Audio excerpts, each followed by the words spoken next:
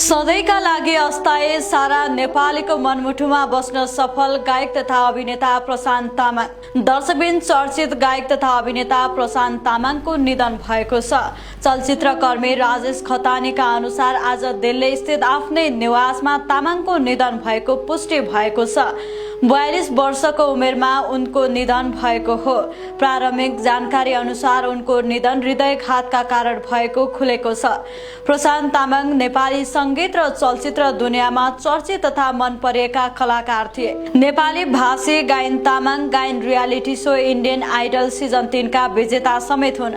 गायनमा उत्कृष्ट प्रतिभा प्रस्तुत गर्दै तामाङले नेपाली युवा प्रशंसकहरूको मन जित्न सफल भएका थिए। प्रशान्त तामाङले संगीतमा मात्र होइन अभिनय क्षेत्रमा समेत आफूलाई स्थापित गरेका थिए। उनी नेपाली चलचित्र, म्युजिक भिडियो तथा सांस्कृतिक कार्यक्रममा सक्रिय रहँदा उनकै स्वर, व्यक्तित्व र प्रस्तुति लाखौं दर्शक श्रोताका माझ लोकप्रिय थियो। इन्डियन आइडलबाट उत्कृष्ट प्रदर्शन गरेका तामाङका गीतहरूलाई नेपाली गीत संगीत प्रेमीहरूले लामो समयदेखि मन पराउँदै आएका थिए।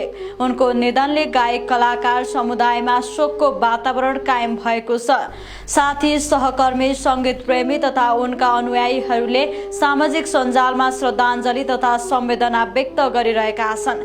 केहीले उनी संगीत जगतका उज्यालो पात्र भएको र उनको अभाव फेरि कहिल्यै पूरा नहुने बताएका छन्।